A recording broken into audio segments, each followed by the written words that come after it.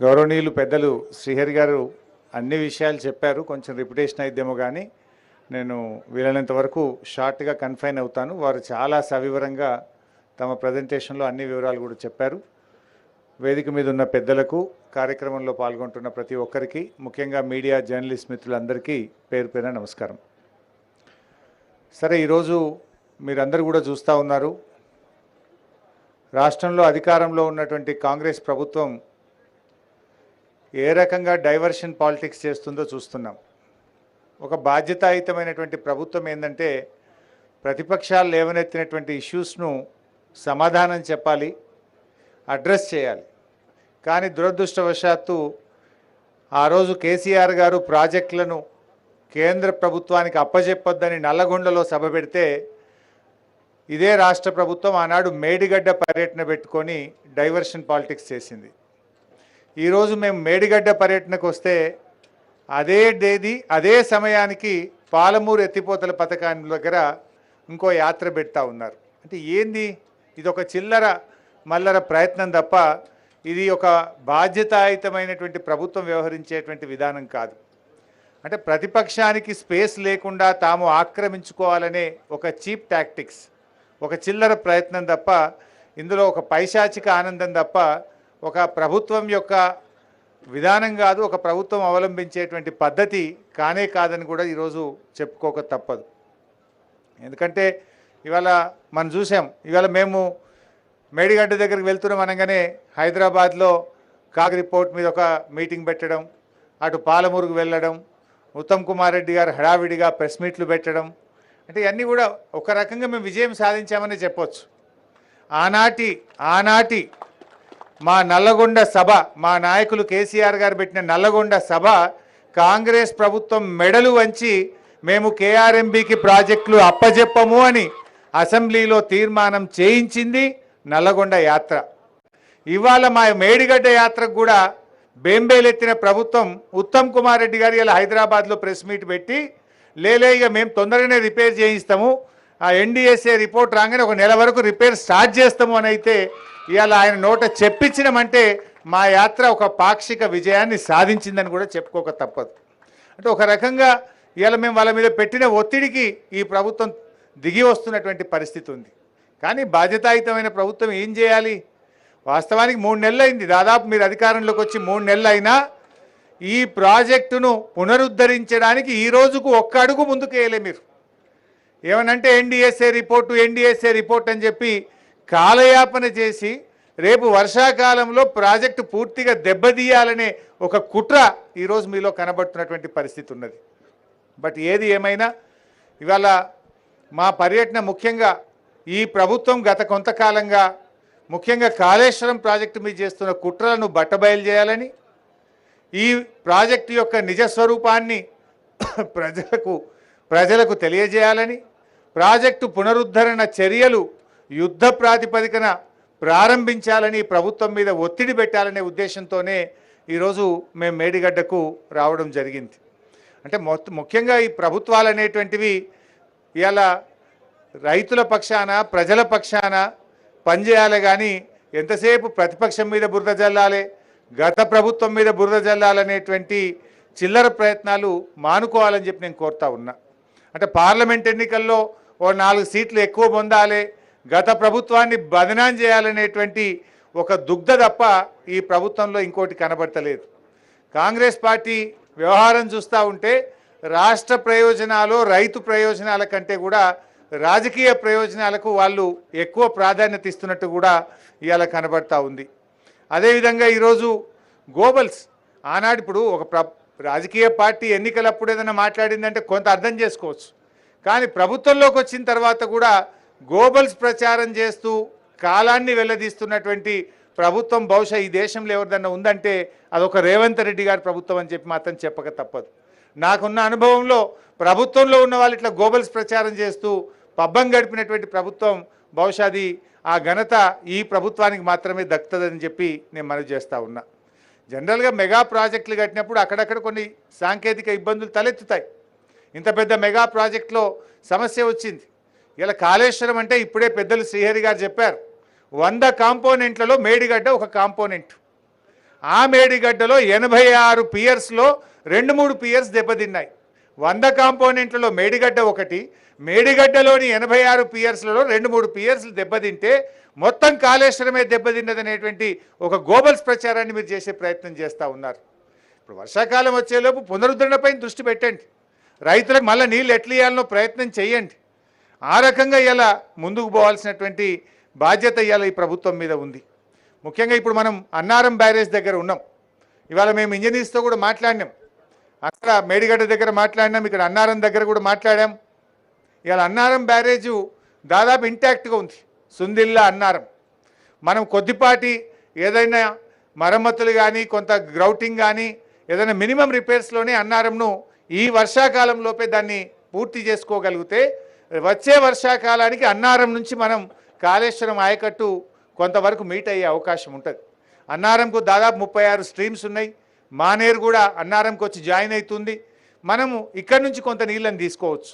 వరద తగ్గిన తర్వాత అవసరమైతే ఒక కాపర్ డ్యామ్ కూడా వేసుకొని మనం మేడిగడ్డ పంపుల్ని కూడా ఉపయోగించుకొని కాళేశ్వరం ఆయకట్టును పూర్తి స్థాయిలో మరి రైతుల ప్రయోజనాలు కాపాడేటువంటి అవకాశం ఉంది. మేము అందువల్ల మేమేం కోరుతున్నాము, రాజకీయాలు తర్వాత చేసుకుందాం, ఎన్నికలప్పుడు రాజకీయాలు ఏదైనా చేసుకుందాం, రాజకీయాలకు సమయం కాదు ఇది. ఒక బాధ్యతాయుతమైనటువంటి ప్రభుత్వం తక్షణమే యుద్ధ ప్రాతిపదికన వచ్చే వానకాలంలో తిరిగి రైతులకు నీళ్ళు ఎట్లు ఇవ్వాలనో దాని మీద ఇలా దృష్టి పెట్టండి, దాని మీద మీరు ప్రయత్నం చేయండి. లేదంటే అఖిలపక్షం పిలవండి, అన్ని రాజకీయ పార్టీలను పిలవండి, మేము వచ్చి మీకు చెప్తాం ఎట్లా చేయాలనో, కావాలంటే మా సూచనలు కూడా మీకు అందిస్తాం.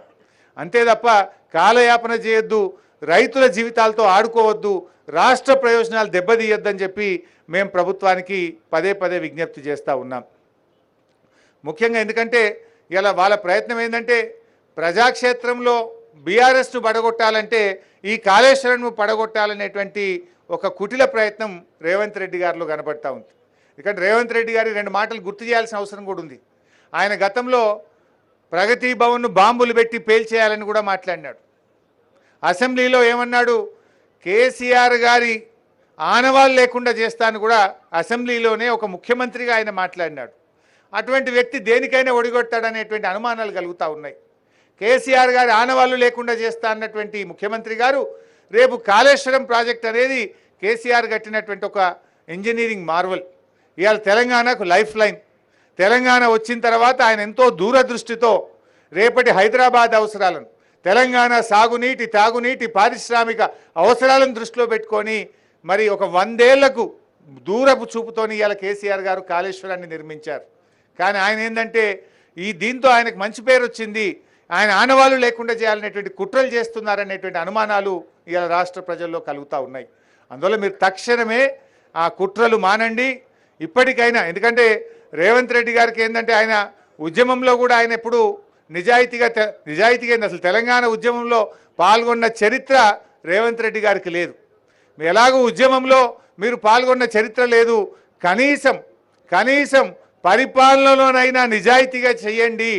ఇవాళ తెలంగాణ ఉద్యమ ప్రతిరూపం కాళేశ్వరం ప్రాజెక్టు. తెలంగాణ ఉద్యమం పుట్టింది నీళ్ళలో పుట్టింది.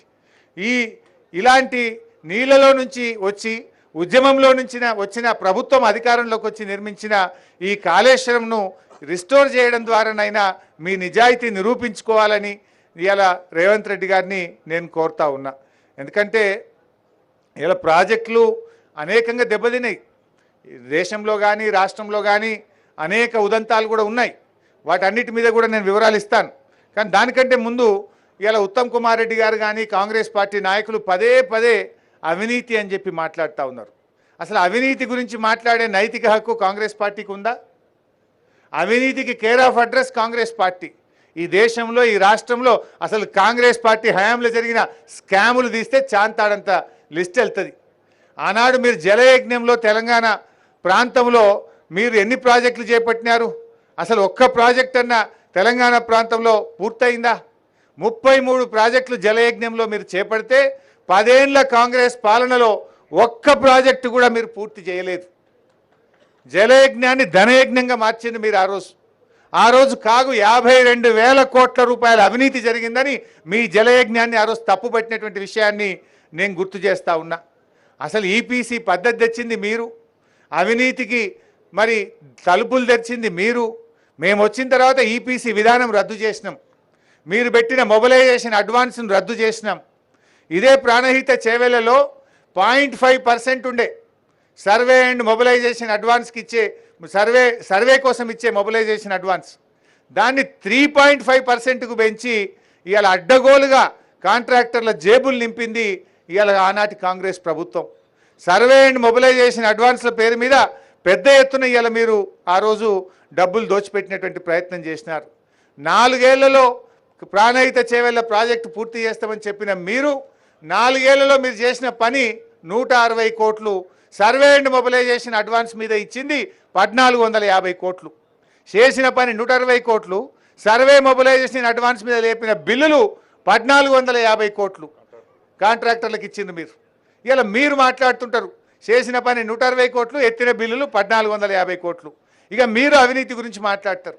7 ఏళ్లలో ప్రాణహితకు శంకుస్థాపన చేసి 7 ఏళ్ళు అధికారంలో ఉంటే తమ్మిడిహట్టి దగ్గర తట్టెడు మన్ను దవ్వలే మీరు, కనీసం అంతర్రాష్ట్ర ఒప్పందం చేయలే. 3 చోట్ల కాంగ్రెస్ ప్రభుత్వం ఉన్నా మహారాష్ట్రతో ఒప్పందం చేయలేనటువంటి ప్రభుత్వం పార్టీ మీ కాంగ్రెస్ పార్టీ. మీరు ఆ మాట్లాడేది? శ్రీహరి అన్న చాలా వివరంగా చెప్పిండు ఎందుకు మార్చినామని. ఇవాళ పాపం ఆయన మరి అమాయకంగా మాట్లాడుతుండా, తెలిసి మాట్లాడుతుండా పాపం, లేదంటే రేవంత్ రెడ్డి గారి సావాస దోషం ఉత్తమ్ కుమార్ రెడ్డికి అంటుకున్నదో నాకైతే డౌట్ వస్తున్నది. రేవంత్ రెడ్డి నోరు తెరిస్తే ఆయన మాట్లాడతాడు, కానీ ఉత్తమ్ కుమార్ రెడ్డి కూడా ఈ మధ్యలో అదే పని మోపైంది. ఆయన ఏమంటుండే వాళ్ళకి ఇవాళ హైదరాబాద్లో ప్రెస్ మీట్ పెట్టి తమ్మిడిహట్టి దగ్గర నీళ్లు లేవని బీఆర్ఎస్ పార్టీ దుష్ప్రచారం చేస్తుందట.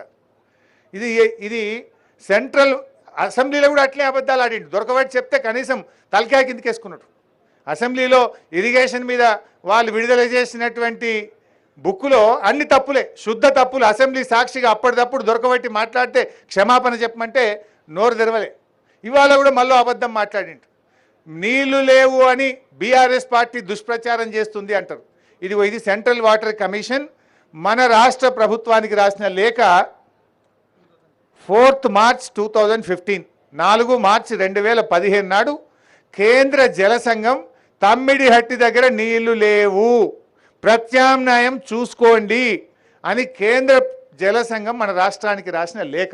నీకు బంప్తా ఉత్తమ్ కుమార్ రెడ్డి, ఇప్పటికైనా నువ్వు మరి రేవంత్ రెడ్డి లెక్క మారకు, నీ పరువు తీసుకోకు, ఒక మంత్రిగా బాధ్యతాయుతంగా మాట్లాడు.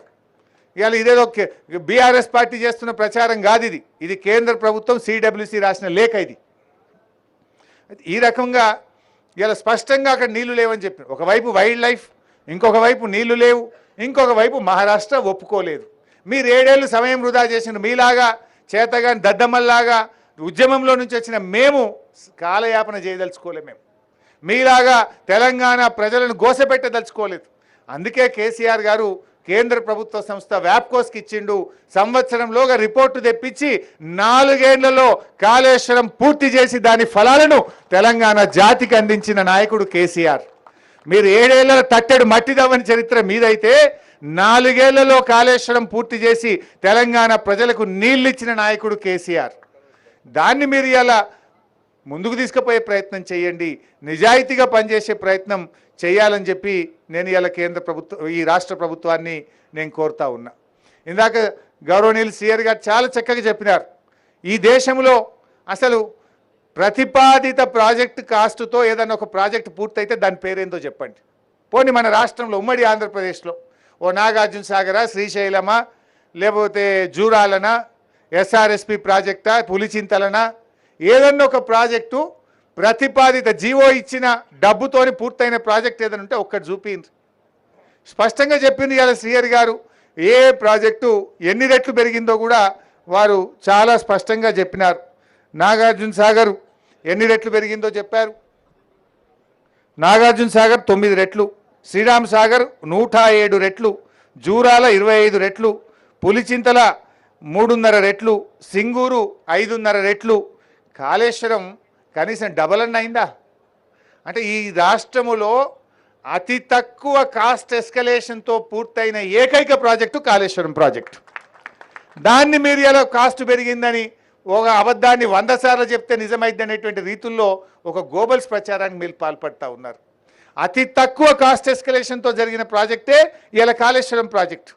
దాని వాస్తవాలను వక్రీకరించి గొంతు పెద్దగా చేసుకొని పదే పదే ఒక అబద్ధాలు చెప్పే ప్రయత్నం చేస్తూ ఉన్నారు.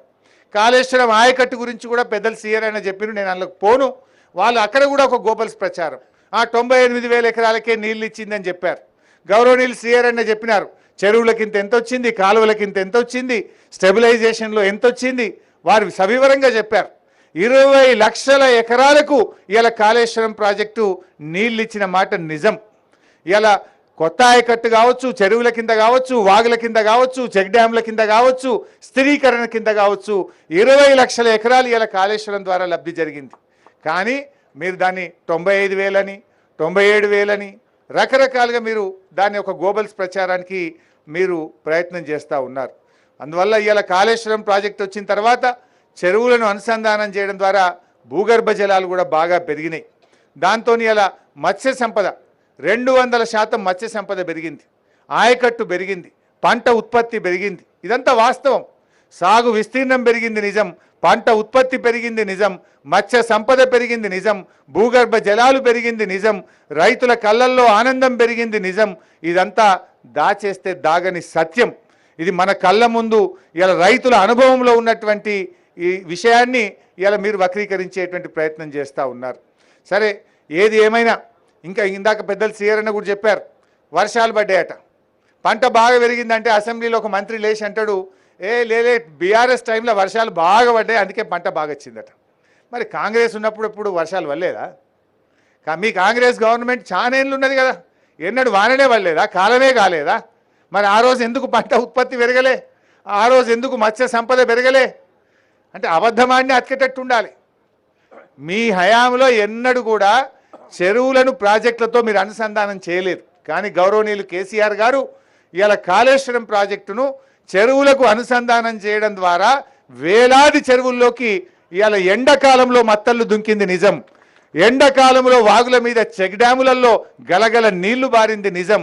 అందుకే ఇవాళ పంట ఉత్పత్తి పెరిగింది, భూగర్భ జలాలు పెరిగినాయి, మరి సాగు విస్తీర్ణం పెరిగిందనే విషయాన్ని ఇవాళ గుర్తు చేసుకోవాలి. అయినా ఇంకో విషయం కూడా రిపీట్ అవుతుంది, సారీ అన్నగారు చెప్పారు కానీ షార్ట్గా నేను ముగిస్తా. అయితే ఇవాళ ఆయకట్టు ఇలా కాళేశ్వరంలో 98,000 వచ్చిందంటారు, వాస్తవంగా వచ్చింది 20 లక్షలు. కానీ అసలు ఈ దేశ చరిత్రలో ఎప్పుడైనా ఒక కొత్త ప్రాజెక్టు కడితే ముందు బ్యారేజ్ కట్టడము, సర్జ్ పూల్ కట్టడము, పంప్ హౌస్ కట్టడము, రిజర్వాయర్ కట్టడము, సబ్స్టేషన్లు కట్టడము, మెయిన్ కెనాల్ కట్టడము, డిస్ట్రిబ్యూటరీ కట్టడము, ఆ తర్వాత కదా మైనర్స్ సబ్ మైనర్స్ కట్టేది. ఇలా అంత చేసి పెట్టినాం మేము 80%. గా మైనర్స్ సబ్ మైనర్స్ దౌత కాలువలకు నీళ్ళు వస్తాయి, గా పని మీరు చేయండి అంటున్నాం మేము కాళేశ్వరంలో. ఇప్పుడు ఆ విషయానికి వస్తే చరిత్ర కూడా చెప్పినారు గౌరవనీయులు పెద్దలు సీఆర్ అన్న గారు. ఎస్ఆర్ఎస్పి ఎప్పుడు స్టార్ట్ అయిందే 1963లో ఎస్ఆర్ఎస్పి ప్రాజెక్టు స్టార్ట్ అయితే దాదాపు 12 ఏళ్ల తర్వాత ఇనాగ్రేషన్ చేసిన నాడు 25,000 ఎకరాలకు నీళ్ళు వచ్చినాయి. మొత్తం ఎస్ఆర్ఎస్పి ఆయకట్టు 9 లక్షల ఎకరాలకు ఐపీ క్రియేషన్ చేయడానికి ఎన్ని ఏళ్ళు పట్టిందంటే 40 ఏళ్ళు పట్టింది. మేము 4 ఏళ్లలో చేసినాం కదా, మీ ముఖానికి 40 ఏళ్ళు పట్టింది. మేము 4 ఏళ్లలో చేసి చూపించినాం, నువ్వు ఆయనతో కాలువలు దవ్వు. అదేవిధంగా నాగార్జున సాగర్ ప్రాజెక్టు, నాగార్జున సాగర్కు 12 ఏళ్ల తర్వాత ఇనాగ్రేషన్ చేస్తే వచ్చింది 98,000 ఎకరాలు వచ్చింది ఎడమ కాలువకు. నాగార్జున సాగర్ పూర్తి ఆయకట్టు రావడానికి 30 ఏళ్ళు పట్టింది కదా మీ హయాంలో, ఇది మీ చరిత్ర కదా. ఎస్ఆర్ఎస్పికి 40 ఏళ్ళు పట్టింది, సాగర్కు 30 ఏళ్ళు పట్టింది. దేవాదుల, ఇదే వరంగల్ జిల్లాలో ఉండే దేవాదుల ప్రాజెక్టు 2000 కోట్లో చంద్రబాబు నాయుడు గారు కొబ్బరికాయ కొడితే 2014లో మీ కాంగ్రెస్ ప్రభుత్వం దిగిపోయే నాటికి 14 ఏళ్లలో మీరు ఇచ్చిన ఆయకట్టు 45,000 ఎకరాలు. ఇది మీ చరిత్ర. ఇవన్నీ మర్చిపోయి మీరు మాకు చెప్తారు కల్వకుర్తి, ఇదైతే ఇంకా గొప్ప చరిత్ర. ఇవాళ మహబూబ్నగర్ యాత్రపోయిన నాయకులు ఇంకా సిగ్గు లేకుండా కల్వకుర్తి ప్రాజెక్టుకి అయితే 30 ఏళ్ళు చంద్రబాబు నాయుడు శిలాపలకమేమో రాజశేఖర రెడ్డి మొక్కలు పెట్టుడు, రాజశేఖర రెడ్డి పలకయ్య, చంద్రబాబు నాయుడు మొక్కలు పెట్ట, ఒకళ్ళు దత్తత తీసుకొని ఒకళ్ళు యాత్రలు చెయ్య. 30 ఏళ్ల కల్వకుర్తి ప్రాజెక్టుకు మీరు ఇచ్చిన ఆయకట్టు 13,000 ఎకరాలు. 1984 నుంచి 2014 వరకు కల్వకుర్తి ప్రాజెక్టు కింద వచ్చిన ఆయకట్టు 13,000 ఎకరాలు. కానీ కేసీఆర్ గారి నాయకత్వంలో కాలువకుర్తి ప్రాజెక్టుకు ఇలా 3,07,000 ఎకరాలకు నీళ్ళు ఇచ్చాం. మేము అక్కడ కాలువలు తవ్వి మహబూబ్ నగర్ జిల్లాను పచ్చబడేటట్టు చేసినాం. గా పని కాళేశ్వరంలో మీరు చేయండి. అంత అయిపోయింది కదా. ఇవాళ టనల్ అయిపోయింది, ప్రెజర్ మెయిన్లు అయిపోయింది, మెయిన్ కెనాల్ అయిపోయినాయి, రిజర్వాయర్లు అయిపోయినాయి, పంపింగ్ స్టేషన్లు అయిపోయినాయి, మైనర్ మన డిస్ట్రిబ్యూటరీలు అయిపోయినాయి.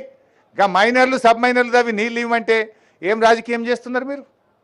రైతుల కోసం పనిచేయండి, నిజాయితీగా పనిచేయండి.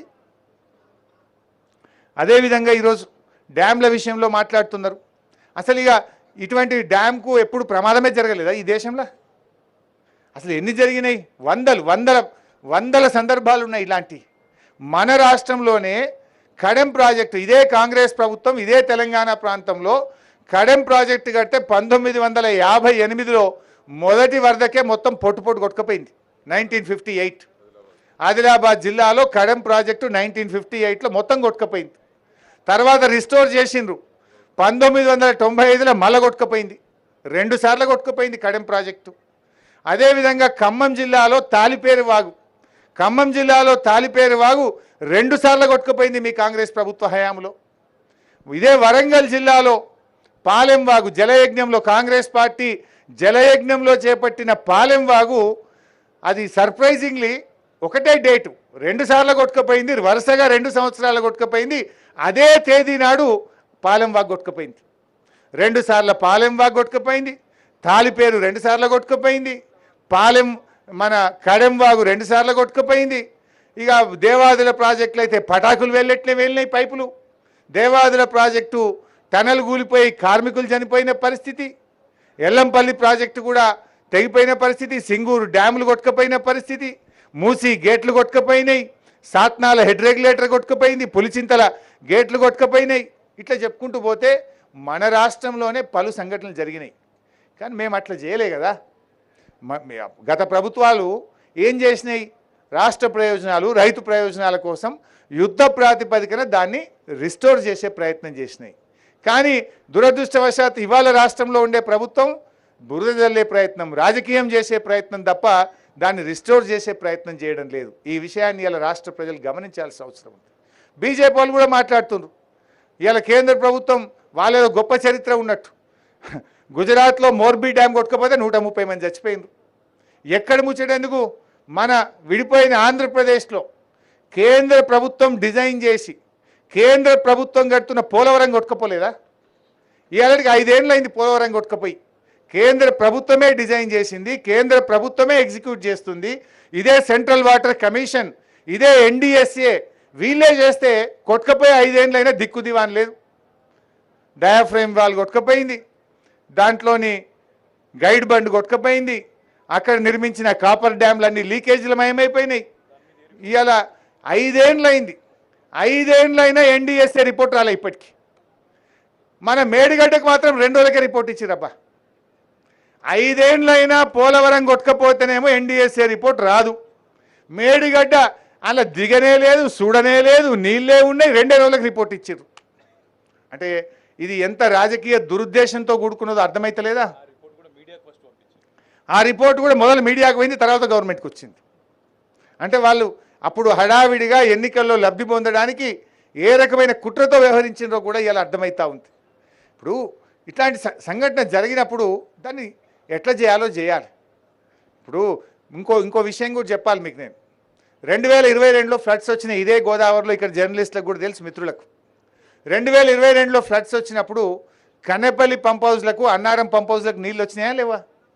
పంప్ హౌజులు డ్యామేజ్ అయినాయా లేవా? ఆ రోజు ఇదే కాంగ్రెస్ వాళ్ళు అయిపోయింది, ఇక కన్నెపల్లి అయిపోయింది, మొత్తం కాళేశ్వరం మునిగిపోయిందని కూడా సంకల్పం గుద్దుకున్నారు వీళ్ళు. ఆ రోజు మేము చెప్పినాం, ఇది ఏజెన్సీ డబ్బులతోనే, బాండ్ అగ్రిమెంట్ పీరియడ్ ఉన్నది, వాళ్ళను మెడలు వంచి వాళ్ళతోనే చేపిస్తాం, కొద్ది నెలల్లోనే పూర్తి చేస్తాం, మళ్ళీ నీళ్ళు ఇస్తాం రైతులకు అన్నాం. 3 నెలలు 4 నెలల లోపలనే రిపేర్ చేయించినాం, నీళ్ళు ఇచ్చి చూపించినాం. మేము మీరు ఆ స్ఫూర్తిని చూపియండి, మీరు కూడా రిపేర్ చేయించండి, జరుగుతాయి సంఘటనలు. దాని మీద విచారణ చేయమని అసెంబ్లీలో చెప్పినా కదా నేను.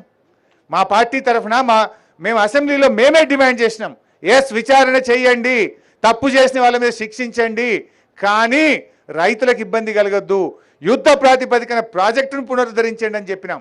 గా పని చేయమని మీ మీద ఒత్తిడి పెంచడం కోసమే ఇవాళ మా మేడిగడ్డ యాత్ర.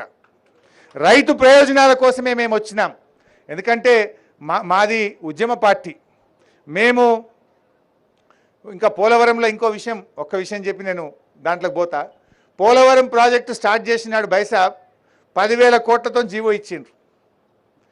ఇప్పుడు లాస్ట్ జీవో ఎప్పుడు ఇచ్చిందంటే 2018-19లో ఇచ్చినారు. 55,000 కోట్లకు పెరిగింది ప్రాజెక్ట్ కాస్ట్.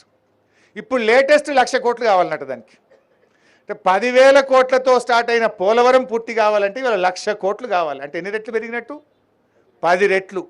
ఇది ఎవరు కడుతుండ్రు? కేంద్ర ప్రభుత్వం కడుతుంది, సెంట్రల్ వాటర్ కమిషన్ కడుతుంది. మరి ఆడ 10 రెట్లు పోలవరం ప్రాజెక్ట్ కాస్ట్ పెరిగిందంటే అవినీతి జరిగింది, కేంద్ర ప్రభుత్వం పెద్దలు తిన్నారు అని మేము మాట్లాడరాదా? మేము మాట్లాడలేమా? మరి ఆడ 10,000 కోట్లలో పూర్తి అవుతుండే, పోలవరం జల్లి కడితే 10,000 అవుతుండే, 1,00,000 కోట్లు అయింది, 90,000 కోట్ల అవినీతి జరిగిందని మాకు మాట్లాడరాదా ఏంది? ఇది పద్ధతి కాదు. దయచేసి ఇవాళ దేశవ్యాప్తంగా ప్రాజెక్టుల కాస్ట్ ఎట్లా పెరిగినాయి గౌరవనీయులు శ్రీయర్ అన్న అన్ని వివరించింది. ఇంకా నేను దాంట్లోకి పోను. కానీ మాది ఉద్యమ పార్టీ. ఇవాళ మా ప్రయత్నం ఏముంటుంది? తెలంగాణ ఉద్యమంలో నుంచి ఈ ఆనాడు దేవాదులు వచ్చిందంటే తెలంగాణ ఉద్యమంలో వచ్చింది. ప్రాణహితకు మీరు హడావిడిగా కొబ్బరికాయ కొట్టిందంటే తెలంగాణ ఉద్యమంలో నుంచి వచ్చింది. అంతకుముందు ప్రాణహిత లేదు, దేవాదులు లేదు. బీఆర్ఎస్ పార్టీ పుట్టినాకనే, కేసీఆర్ గారు గులాబీ జెండా పట్టినాకనే దేవాదులు వచ్చింది, ఇవాళ ప్రాణహిత వచ్చింది. ఈ ప్రాణహితనే కాళేశ్వరం ఈరోజు. ఎందుకంటే ఇది ఉద్యమాల్లో నుంచి వచ్చింది. ఇవాళ రేవంత్ రెడ్డి గారికి ఏంటంటే ఈనాడు ఆయన ఉద్యమాల్లో ఉద్యమ ప్రయోజనాలకు విరుద్ధంగా పనిచేసిండు. ఇప్పుడు ముఖ్యమంత్రిగానైనా కనీసం తెలంగాణ ప్రయోజనాలు కాపాడండి అనేదే మా విజ్ఞప్తి. ఎందుకంటే ఉద్యమంలో మీకు ద్రోహం చేసిన చరిత్ర ఉంది. కనీసం ఒక రాష్ట్ర ముఖ్యమంత్రిగానైనా ఈ రాష్ట్ర ప్రయోజనాలకు ద్రోహం చేయొద్దు, చరిత్రహీనులుగా మిగిలొద్దని మేము ఆయనకు చెప్పదలుచుకున్నాం. ఇవాళ మేము చేసే అప్పీల్ ఒకటే, మా మీద ఎన్ని కేసులన్నా పెట్టండి, మమ్మల్ని ఎంతైనా హింసించండి, మమ్మల్ని ఏ రకంగా రాజకీయంగా దూషించినా మేము పడతాం. రైతుల కోసం, ఈ రాష్ట్ర ప్రయోజనాల కోసం ఎన్ని తిట్లు తిట్టినా మేము పడడానికి సిద్ధంగా ఉన్నాం. కానీ రైతు ప్రయోజనాలు దెబ్బతీస్తే మాత్రం చూస్తూ ఊరుకోమని ఈ ప్రభుత్వాన్ని మేము హెచ్చరిస్తూ ఉన్నాం. ఎందుకంటే ఇది ఏదో బీఆర్ఎస్ పార్టీ, కాంగ్రెస్ పార్టీ సమస్య కాదు. ఇదేదో పార్లమెంటు సీట్ల పంచాయతో, ఓట్ల పంచాయతో కాదు. ఎందుకంటే ఇది తెలంగాణ రైతుల బతుకుదెరువు సమస్య, లక్షలాది రైతుల కుటుంబాల జీవితాలతో ముడిపడి ఉన్న సమస్య. ఇది తెలంగాణ సాగునీటి, తాగునీటి సమస్య. ఇది తెలంగాణ భవిష్యత్తుకు సంబంధించినటువంటిది కనుక దయచేసి ఈ ప్రాజెక్టు విషయంలో రాజకీయాలకు అతీతంగా వెంటనే పునరుద్ధరణ చర్యలు చేపట్టాలని చెప్పి ఈ ప్రభుత్వాన్ని డిమాండ్ చేస్తున్నాం. వర్షాకాలం వచ్చి వరదలు పెరగకముందే మేడిగడ్డ ప్రాజెక్టు పునరుద్ధరణ చర్యలు ప్రారంభించి దాన్ని సేఫ్ స్టేజ్లో నిలబెట్టాలని చెప్పి కూడా ఈ ప్రభుత్వాన్ని డిమాండ్ చేస్తూ ఉన్నాం. సో ఈ రాష్ట్ర ప్రజలకు కూడా మేము చేసే విజ్ఞప్తి, కేసీఆర్ గారు, బీఆర్ఎస్ పార్టీ పుట్టిందే తెలంగాణ కోసం, తెలంగాణ ప్రయోజనాల కోసం. ఏనాడైనా కేసీఆర్ ఆయన తన ప్రాణాన్నే ఫనంగా పెట్టడానికి సిద్ధపడ్డ వ్యక్తి. ఆయన గడ్డిపోచల్లాగా పదవులను తెలంగాణ కోసం వదులుకున్న నాయకుడు కేసీఆర్. పదవులను వదులుకున్నాడు, ప్రాణాన్ని వదులుకోవడానికి సిద్ధపడ్డాడు తప్ప తెలంగాణ రాష్ట్ర ప్రయోజనాలకు దెబ్బ తగిలితే ఊరుకునే నాయకుడు కాదు కేసీఆర్. కేసీఆర్ దేంట్లోనైనా కాంప్రమైజ్ అవుతాడు కానీ తెలంగాణ ప్రయోజనాల విషయంలో, తెలంగాణ హక్కుల విషయంలో, తెలంగాణ రైతుల విషయంలో ఏ రోజు కూడా కేసీఆర్ గారు కాంప్రమైజ్ కారు. ఇలా కాళేశ్వరం కూడా ఆయన ఒక ఉద్యమ స్ఫూర్తితో కట్టించాడు. ఈ దేశంలో ఆనాటి సిడబ్ల్యూసి చైర్మన్ మసూద్ హుసేన్ గారు విజిట్ చేసి ఇది అద్భుతంగా చేస్తున్నారని సెంట్రల్ వాటర్ కమిషన్ ఇంజనీర్లే మెచ్చుకున్నారు. ఈ పనితీరును ఆ రోజు మెచ్చుకున్నారు. మీరేందంటే ఎట్లా కోడిగుడ్డు మీద ఈకలు బీకాలి, ఎట్లా ఈ ప్రభుత్వం మీద బురద జల్లాలి, ఎక్కడైనా ఈకలు తోకలు దొరకబట్టాలనే ప్రయత్నం చేస్తున్నారు. అది కాదు మీరు చేయాల్సింది. ఎట్లా రైతులకు నీళ్ళు ఇవ్వాలి, ఎంత తొందరగా దీన్ని పునరుద్ధరించాలి, ఎట్లా ఈ రాష్ట్ర ప్రయోజనాలు కాపాడాలి. 90% పనులు కాళేశ్వరంలో పూర్తయినాయి కదా, గాయంతో 10% పిల్ల కాలువలు, పంట కాలువలు తవ్వి మనం అనుకున్న 18.5 లక్షల కొత్త ఆయకట్టు ఎట్లా సాధించుకుందాం, స్థిరీకరణ కలిపి మొత్తం 40 లక్షల ఎకరాలు కాళేశ్వరం కింద నీళ్ళు ఎట్లా బారిద్దామనేటువంటి ప్రయత్నం చేయాలని ఈ ప్రభుత్వానికి విజ్ఞప్తి చేస్తూ, ఇప్పటికైనా మీరు కనీసం సోయి తెచ్చుకొని, ఇలా అధికారం ఎవరికి శాశ్వతం కాదు, పదవులు ఎవరికి శాశ్వతం కాదు, మీరు చేసిన మంచి పనులు శాశ్వతంగా ఉంటాయి. నిజాయితీగా పరిపాలించండి, ప్రజల కోసం ఆలోచించండి, రైతు ప్రయోజనాలు కాపాడండి. అంతే తప్ప మీరు పొద్దస్తమానం రాజకీయాలే, వీడియోలు పంపుడు, లీకులు కొట్టుడు, ఇది తప్ప 3 నెలల పునరుద్ధరణ మీద మీరు వేసిన ఒక్క అడుగు ఉందా చెప్పండి? ఎన్డీఎస్ఏకి రాసినాం, ఎన్డీఎస్ఏ దగ్గర పోయి మాట్లాడరాదా? ఒక ప్రత్యేకంగా ఒక సెక్రటరీని ఢిల్లీలో కూర్చోబెట్టి వాళ్ళని తొందరగా పిలిపించి, మాకు వర్షాకాలం వస్తే మళ్ళీ ఫ్లడ్స్ వస్తాయి, మీరు తొందరగా రండి, సూచనలు ఇవ్వండి, ఏం చేయాలో చెప్పండి అని ముందుకు తీసుకుపోయే ప్రయత్నం చేయరా మీరు? అవన్నీ మర్చిపోయి ఎంతసేపు పేపర్ల లీకులు ఇచ్చుడు, టీవీలలో లీకులు ఇచ్చుడు, అసెంబ్లీల లీకులు ఇచ్చుడు, ఇవి వీడియోలు చూపించుకుంటా ఈ తమాషాలు ఆపండి. రాష్ట్రం కోసం ఒక బాధ్యతాయుతమైన ప్రభుత్వంగా మీరు రాష్ట్ర ప్రయోజనాల కోసం పనిచేయాలి, యుద్ధ ప్రాతిపదికన ప్రాజెక్టును పునరుద్ధరించాలని చెప్పి డిమాండ్ చేస్తున్నాం. వచ్చే వానకాలంలో యథావిధిగా కాళేశ్వరం పనులు జరిగే విధంగా, నీళ్లు అందే విధంగా అన్ని చర్యలు కూడా తీసుకోవాలని చెప్పి ఈ ప్రభుత్వాన్ని డిమాండ్ చేస్తున్నాం. Thank you.